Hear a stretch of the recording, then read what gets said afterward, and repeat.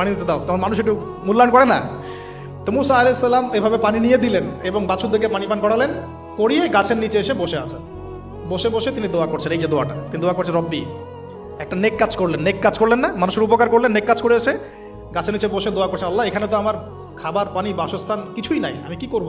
রব্বি ইন্নি লিমা আনজালতা ইলাইয়া মিন খায়রিন ফাকির।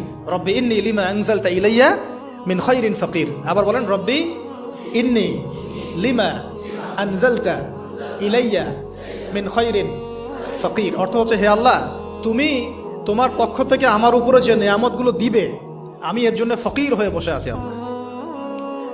অর্থ বুঝে পড়বেন ভাই, নামাজ রোজা হজ জাকাত যাই করেন আল্লাহর ওয়াস্তে অর্থ বুঝে পড়বেন। অর্থ বুঝে পড়লে আপনার ইবাদতের স্বাদ পাবেন, তৃপ্তি পাবেন, আল্লাহর সাথে কানেকশন হবে, আল্লাহর নূর পাবেন, মাআরিফত পাবেন, সত্য স্বপ্নও দেখবেন তখন ইনশাআল্লাহ।